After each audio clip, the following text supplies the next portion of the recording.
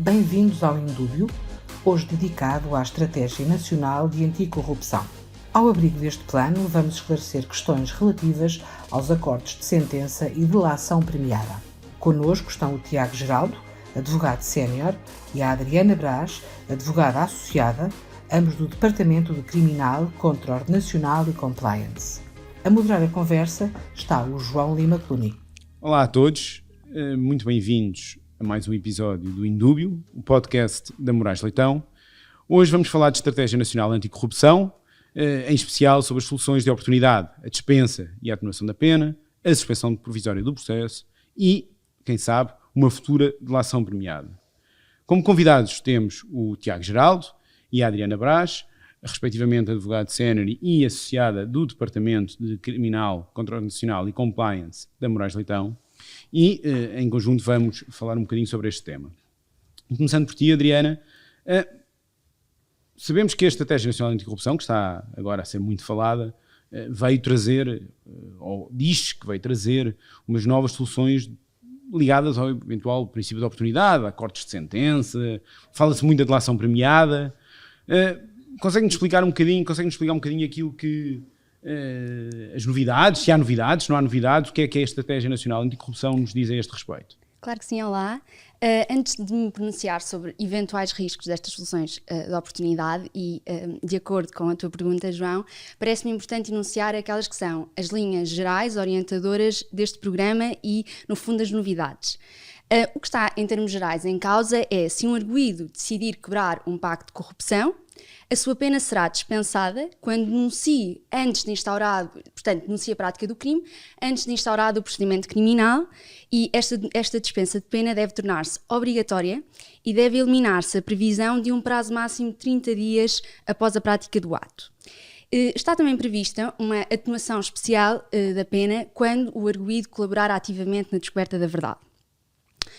Existe uma outra questão que me parece relevante, é que nos crimes de corrupção para ato ou omissão ilícitos, a dispensa de pena só deve ser admissível se o ato ou a omissão ainda não tiverem sido praticados. Vou também mencionar uma outra alteração que considero relevante, que é o alargamento da aplicação da suspensão provisória do processo a crimes de corrupção passiva e recebimento e oferta indevidos de vantagem e a sua utilização também em fase de instrução. E, por fim, uma outra medida que me parece-me bastante relevante são os acordos de sentença durante a fase de julgamento, que assentam essencialmente uma confissão integral e sem reservas do arguido e que visam aumentar a celeridade e contribuir para a celeridade do processo, mas não premiar uma possível delação, portanto, a partir deste instituto. Portanto, agora, feita esta breve introdução... Mas, portanto, se eu percebo, quer dizer, não há verdadeiramente uma delação premiada. Eu considero que existe um risco evidente e que não pode ser ignorado de este instituto jurídico e principalmente a questão da dispensa, da atenuação de pena, tornar-se um estímulo, um incentivo evidente a uma delação e não uma colaboração. Considero também que em causa estão, acima de tudo, há um risco de erosão de alguns direitos fundamentais. Desde logo, a questão da inversão da presunção de inocência, uma violação do direito ao silêncio. O que me parece questionar neste âmbito é se o estatuto processual do arguido permite e se compatibiliza com uma obrigação de falar e de falar, acima de tudo, com verdade. E portanto, parece-me que este é um ponto muito relevante. Mas verdadeiramente, ele só será, e Tiago pergunta, ele só será obrigado a falar com verdade se quiser isso para benefício próprio. Portanto, não é verdadeiramente obrigado, ou é? Não será naturalmente, porque este instituto de colaboração, enfim, em rigor, não se fala verdadeiramente de colaboração neste programa ou nesta estratégia. Há mecanismos que nós aproximamos da colaboração. A colaboração, como é da própria natureza das coisas, há de ser necessariamente um ato voluntário. E nesse ato voluntário, o arguido colaborador tem a possibilidade ou o direito de avançar com essa colaboração ou não. Há aí um certo estigma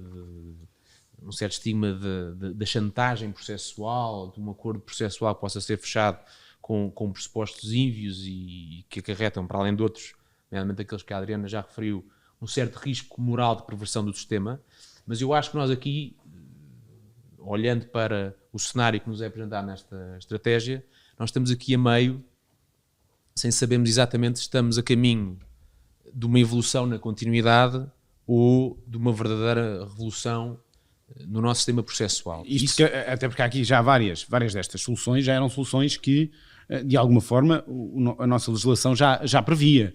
Exatamente. Esse é um ponto muito importante, João, porque eu acho que há um objetivo, embora não declarado, pelo menos expressamente, do legislador, neste caso do Governo, que é quem está a promover esta iniciativa, de criar uma sensibilidade acrescida para aquilo que já existe. Mas como é que essa sensibilidade é criada? Reforçando aquilo que já existe. Porque, de facto, mecanismos de colaboração, vamos chamá-los assim, de colaboração no sistema processual atual existem na Lei de Combate à Droga, na Lei de Combate à Criminalidade Económica ou Financeira, na Lei de Combate ao Terrorismo, e, portanto, não é nada de verdadeiramente revolucionário. O que me parece, mas este parece é um parece de facto condicional, nós teremos de ver o que é que vem em termos de texto legislativo para percebermos qual é que é a magnitude da alteração ou da revolução, se é que é uma revolução. O que passa por saber, em função desse texto legislativo, é se vamos ter de facto apenas um robustecimento desses instrumentos que já existem ou vamos ter aqui uma alteração de paradigma. E nessa alteração de paradigma, eu acho que é importante partirmos, para já é importante fazermos isto com tempo e pensarmos todos nisto com tempo. Bem sei que houve um período de consulta pública para esta estratégia, mas deverá haver outro também, acho que isso é um sentimento geral da comunidade jurídica, deverá haver outro para o momento em que este texto legislativo sair do programa possa estar preparado. E o pressuposto dessa discussão, parece-me a mim, deve ser o pressuposto de eficácia. Uma discussão sobre a eficácia ou não do nosso sistema. E se me perguntam se eu, na minha experiência enquanto advogado, na área penal, vejo o sistema como eficaz, eu diria que sim, sem hesitações. Eu vejo o sistema como um sistema eficaz. Se calhar a percepção das pessoas fora do nosso circuito que olham para estes casos, ou pelo menos para os casos mais mediáticos, será diferente, mas porque esses casos mediáticos têm uma natureza e uma complexidade associada que leva a que o tempo da justiça, que é sempre um tempo vagaroso por definição, se quer uma justiça bem feita, é melhor que a justiça seja feita com tempo e com a devida preparação. As pessoas utilizam esses casos mais conhecidos como barómetro de avaliação do sistema na sua globalidade. O que não parece justo, devo dizer, para o sistema. E de facto, aquilo que parece resultar da proposta desta Estratégia Nacional Anticorrupção, e falando, por exemplo, se calhar de algo que é aquilo que suscita as questões mais relevantes, que é os acordos de sentença, é finalmente podermos, arguido e Tribunal e Ministério Público, chegar a um acordo sobre qual sentença, caso, e vítima também, naturalmente, sobre qual é que é a pena concretamente aplicável. Houve um cuidado, pelo menos na estratégia, de se dizer expressamente que não, para esses casos não estava prevista, Adriana, a possibilidade de responsabilização de terceiros. Era só, única e exclusivamente, algo do próprio foro do arguido, que teria que confessar integralmente e sem reservas. E, portanto, o legislador ainda assim parece ter dado, parece-me, nesta estratégia, uma indicação de que não pretende, pelo menos nesta fase, ou pelo menos nestes princípios que enunciou, oferecer uma delação premiada, inequívoca, pelo menos para definir qual é que é a sentença, qual é que é a pena a aplicar. Sem dúvida, também me parece existir uma clara distinção entre as medidas que enunciei inicialmente e a questão dos acordos de sentença. Acho que realmente a questão aqui, tal como o Tiago referia, é se vamos aprofundar os mecanismos processuais que já existem ou se vamos criar uma ruptura e um novo paradigma e, portanto, uma justiça negociada que parece ser uma tendência que se torna irreversível da justiça penal. E aqui coloco novamente uma outra questão, que é se nos estamos a afastar da descoberta da verdade material, ou seja, que valoração e que credibilidade poderá ser dada a declarações prestadas por um arguido, arrependido, colaborante, que no âmbito de um acordo que visa a obtenção para si próprio de benefícios de um tratamento penal privilegiado, portanto, qual a valoração e credibilidade que podemos dar? Deverão ou não estas declarações ser acompanhadas de outros meios probatórios que o suportem? E, portanto, uma condenação de terceiros poderá ser sustentada apenas nas declarações de um arguido que se diz arrependido? Mas aí, claramente, naquela fase, naqueles dois naquelas outras duas figuras, aliás, quer a atenuação da pena, quer a eventual dispensa de pena. Sim, eu percebo, e isso só de facto parece-me, Tiago, também, que só quando vimos o desenho legal efetivamente implementado é que poderemos perceber quais é que são as exigências que o legislador vai transpor. Mas pergunto, na expectativa que poderás ter, e nós estamos aqui obviamente sem saber aquilo que vai resultar em futurologia. Em futurologia, exatamente. Admites como possível que o legislador esteja a pensar numa solução de que basta a declaração de um co-arguido, por exemplo, para condenar sem mais um outro arguido? Isto nós os juristas, se me permitem pequena piada, nós os juristas estamos obrigados por lei a presumir a inteligência do legislador. Portanto, presumindo essa inteligência, eu não creio que isso seja uma possibilidade e espero com muita convicção que não seja uma possibilidade, porque isso seria contrariar regras fundamentais do nosso sistema, que passam desde logo, no caso de uma condenação penal, por suportá-la em prova com um grau de segurança que não me parece poder ser extraído das declarações de um co-arguido, ainda para mais no contexto de um acordo de colaboração. Eu enfim, não terei exatamente a mesma visão que a Adriana, mas há uma coisa em que concordo absolutamente, que é esta tendência de avançar os mecanismos, fazer avançar os mecanismos de direito premial, é uma tendência que está aí e não vale a pena contrariá-la, parece-me a mim, mas valerá a pena, pelo menos naqueles riscos mais claros que ela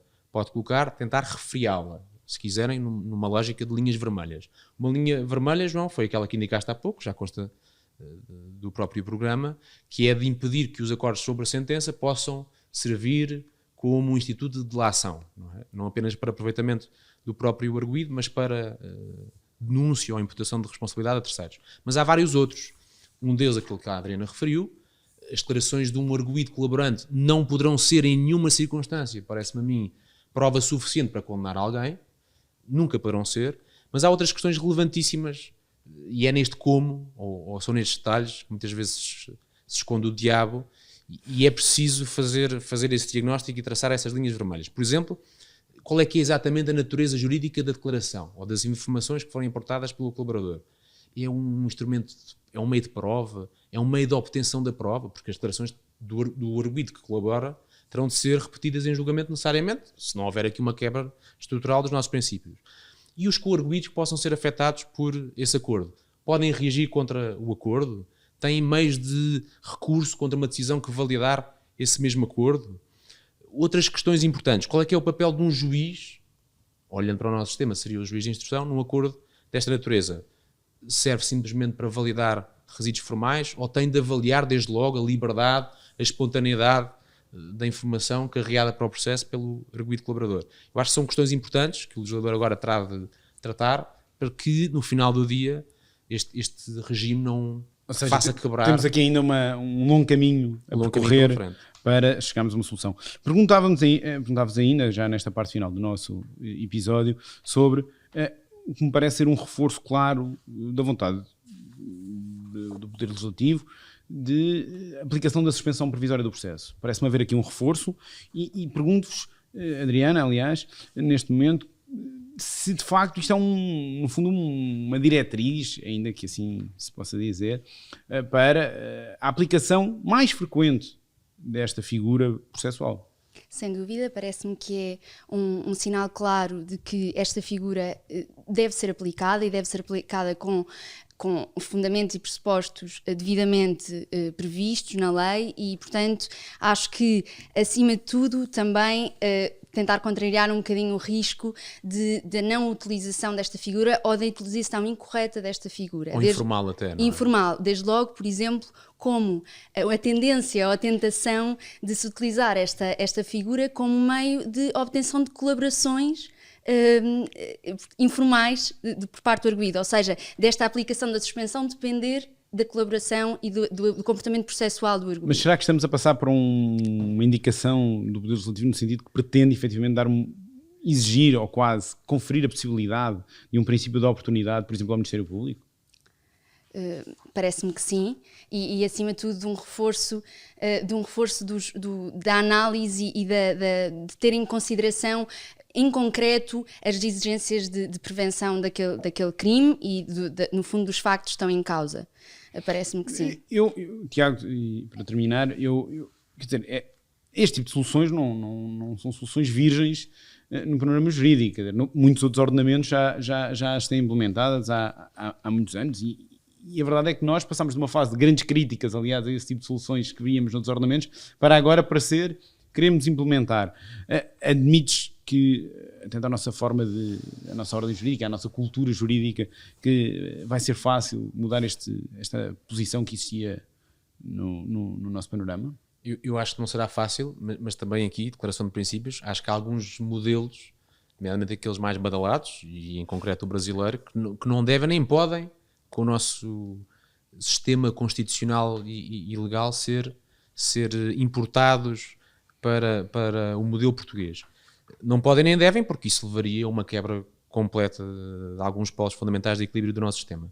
Eu acho que há um mérito muito grande nesta iniciativa, que é o ter sido preparada. Pensei que, entretanto, houve umas decisões dissonantes de que se falou muito no espaço público, mas esta estratégia foi preparada antes destes momentos mais quentes e, portanto, será uma estratégia à partida, pelo menos no seu objetivo inicial, desligada desses casos concretos, e legislar a pensar em casos concretos nunca é boa receita.